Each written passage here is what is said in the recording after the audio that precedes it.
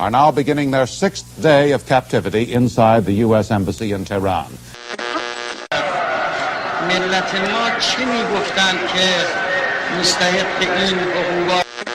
Because a nuclear Iran is a threat to our national...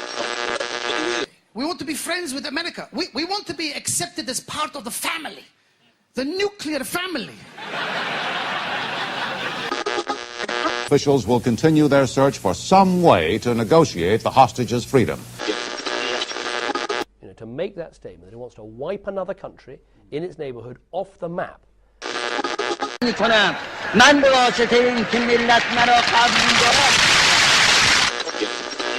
Strongest sanctions against Iran in history, and it is crippling their economy. 30 years, Iran has baffled and defeated Western leaders. The responsibility is fully my own. Power to prevent Iran from obtaining a nuclear weapon. Everything in my power.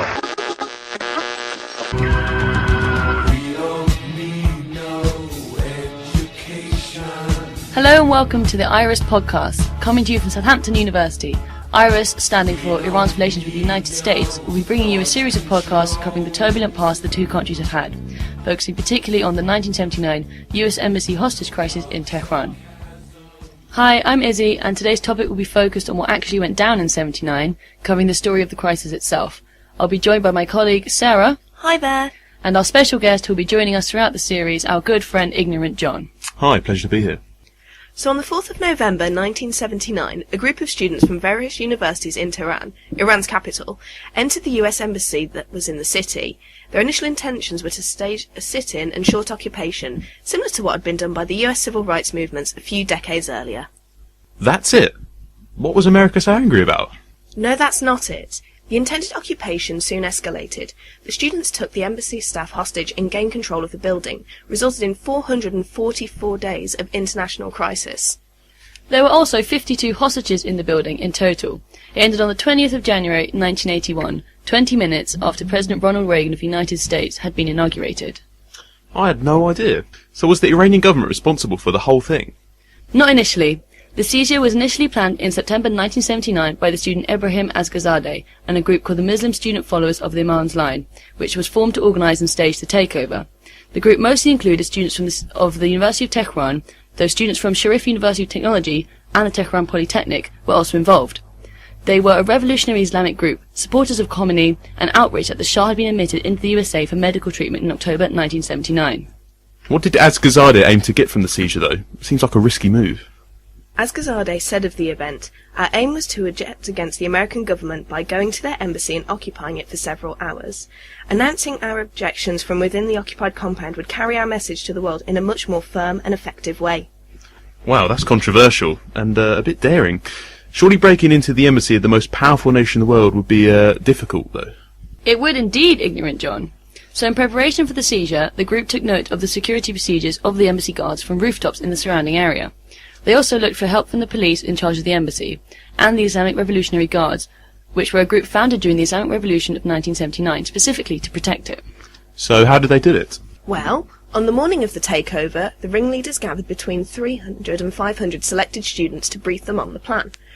To cut the change of the gates, a female student was given a pair of metal cutters, which she could hide in her chador. Her what?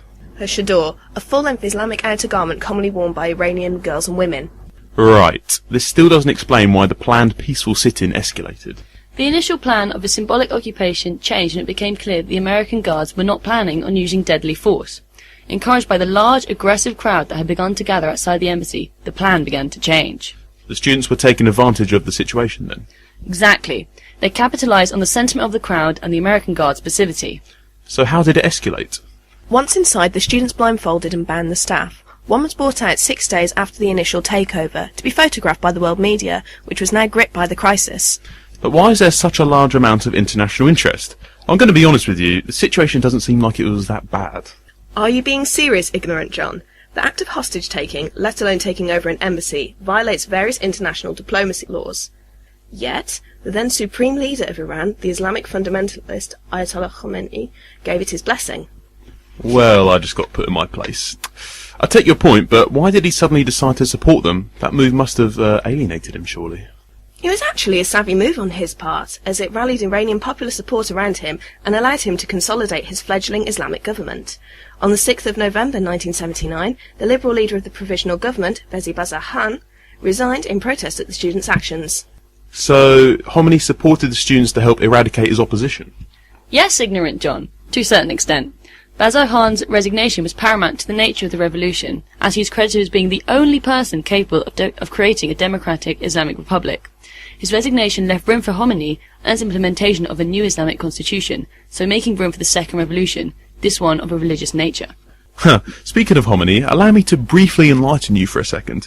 Did you know that he knew about the plan to seize the embassy? No, Ignorant Jon. Another Ayatollah, Mousavi Khania, did, and he convinced the students not to tell Khomeini about it. I think you'll find that immediately after the takeover, Khomeini demanded the students to leave the compound. So, why did he change his mind? Well, in doing so, it was a master stroke.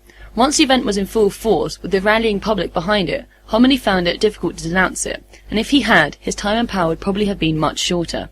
So Khania, keeping a secret, was key. Had Khomeini known beforehand, it is likely he would have put a stop to the plan. Surely the US must have tried to terminate the crisis earlier than 1981. Call me ignorant. We do. But it doesn't seem likely that the US would just allow the crisis to run its course. They certainly attempted to. During the crisis, the US president at the time, Jimmy Carter, attempted a rescue mission known as Operation Eagle Claw. This was a disaster of a mission, as it failed completely, humiliating Carter and fueling support in Iran for Khomeini and the students. But what happened? Well, the mission took place on the 24th of April 1980, with 6 planes and 9 helicopters in Tabas, in the Dasht-i-Kavir salt desert, approximately 65 miles southeast of Tehran. Numerous setbacks happened from the start, including damage from 5 sandstorms called haboobs. Oh dear. Oh, grow up, Ignorant Jon. These sandstorms resulted in the crash landing and finally a helicopter crashing into one of the planes, leaving 8 dead and 4 wounded. That must have had dire consequences for Iranian-US relations, and especially Carter. Yes, the operation is seen as a key reason for Carter's defeat in the American elections of that year, and in prolonging the crisis. It's also one of the reasons why the hostages were released only when the new president, Ronald Reagan, was sworn into office. It was very symbolic of Iran's dislike of Carter. And so there we have it. We hope this IRUS podcast has explained more or less what happened during the hostage crisis of 79, how it was carried out, and the subsequent American response. A big thank you to Sarah. Cheers, Izzy. And our guest, Ignorant Jon. Just happy to be a part of things. Be sure to check out our next podcast, in which we will debunk the myth of the 1953 American-sponsored coup in Iran, which many assume is a reason why the crisis happened in the first place. Thank you and goodbye.